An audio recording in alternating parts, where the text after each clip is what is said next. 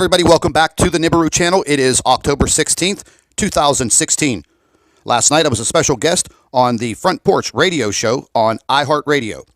And ladies and gentlemen, they are trying to silence me. They do not want the truth to come out about Planet X. But I am delivering the truth. So stay tuned and listen to the broadcast.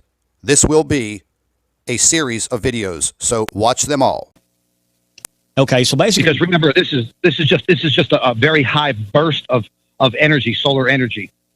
Okay, and it's just depleting our magnetic field, and there's not really anything visually that we can spot just by seeing it. Now, CERN. Let me ask you about CERN. Is CERN trying to replicate this magnetic field in a certain area of the Earth because they know that eventually we are going to lose our force field that's around our Earth, and they are manufacturing a machine that will kind of create that same thing in an area of the Earth where just themselves can be protected from this? Well, it is said from the information that I've gotten, it is said that CERN can create a magnetosphere around the Earth better than what nature can do. Okay. Now, there is the very high possibility that they are doing damage to the magnetosphere. They can be causing the collapses. But see, that's the problem. We don't know that because they only tell us what we want to know. So if, in fact, they were damaging the magnetosphere and causing these collapses by turning that puppy up, they would never tell us that. They would never say, oh, my, we're sorry, everybody on Earth. We were monkeying around with this collider, and we kind of collapsed the magnetosphere for 2 hours, 2 times in a day. Mm-hmm. But again, this load of energy did not come from the Earth. It came from behind the Earth. So that's why I kind of discounted the CERN issue. Okay. Well, that makes sense. The plasma that you were speaking of, now, the only plasma that I'm aware of, now, I'm all new to this. I have had messages come in today, knowing that you're going to be on the program, you know, for you just to kind of dissect all this in layman's terms where we can understand it, because I'm new to this and I'm learning as I go. But as far as I know about plasma, the only thing I've been around are like plasma cutters that cut metal with frequency. It's a frequency that will actually cut through steel. And so I'm assuming this plasma that you're talking about is just like that. It's like a frequency, a discharge of some sort of electrical energy, right? That's correct. It'd be electromagnetical energy. Okay. Now, is this plasma that's coming into our solar system, is it going to be letting out its energy on the Earth, say a discharge like a lightning bolt? Could that possibly happen? I don't know about a lightning bolt. Now, I have heard some theories about this electrical charge possibly coming from Nibiru. I haven't seen it with my own eyes. I don't think anyone has seen anything like that. Now, I do know that this will have the ability to create very intense auroras, definitely in the northern hemispheres of the Earth, but they will be seen in a larger area, not just in your, very northern tier of Alaska and things of that nature. There would be quite a lot of people that would see these auroras, and that would be your visualization.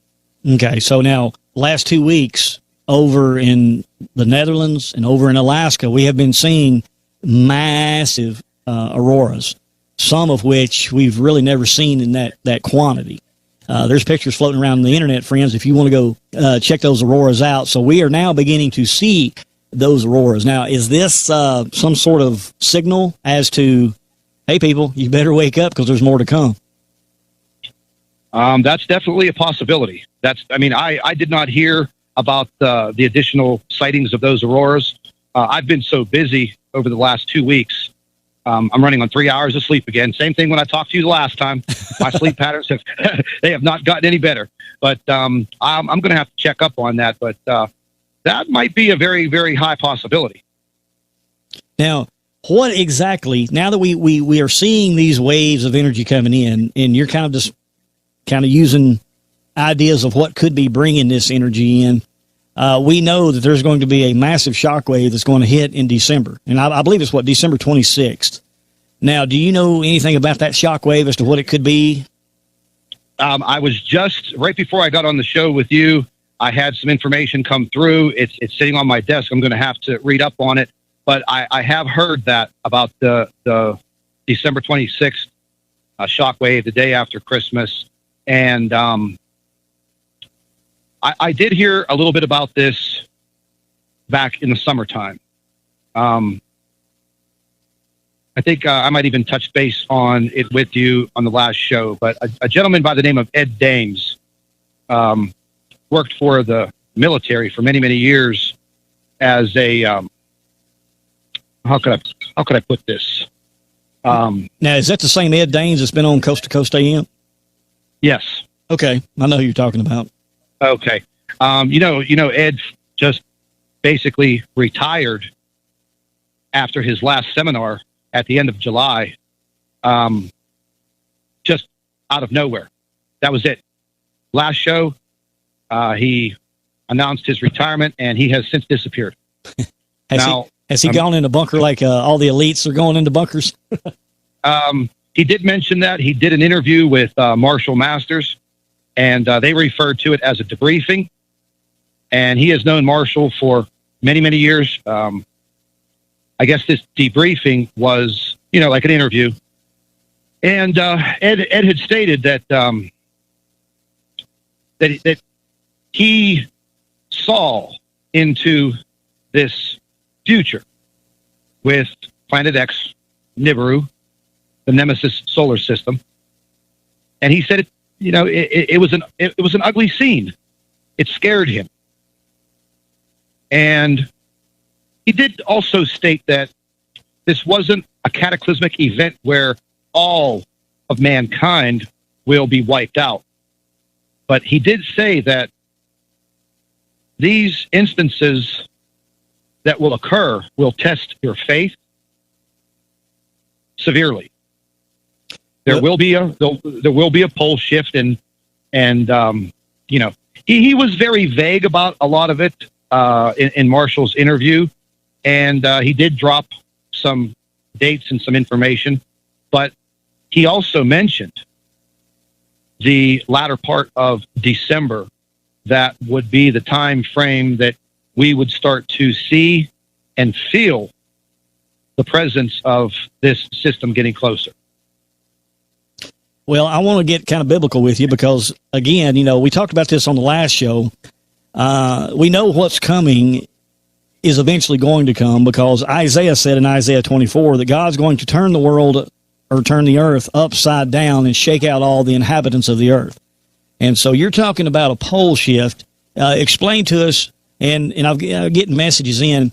I've got a few listeners, and we'll get to it in just a second, but I kind of get them up to speed on exactly what the Nemesis solar system is and this Planet X you're talking about. But before we get to that, what exactly is this pole shift? Is the earth actually going to turn upside down? Well, when I mean a pole shift, I guess I should have been more clear. I'm talking about a crustal displacement, meaning the Earth's crust will start to shift, and also the planet itself will start to tilt. And that will be because of the interaction between the North and South Pole of Nibiru and our North and South Pole.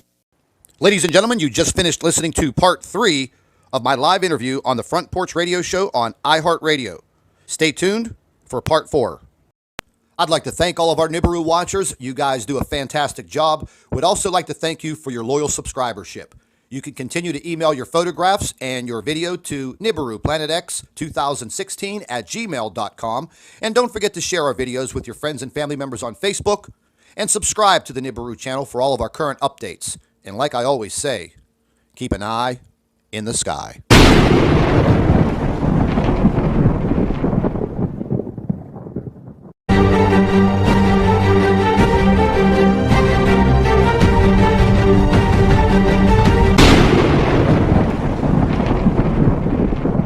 Hello, everybody. Welcome back to the Nibiru channel. It is October 16th, 2016.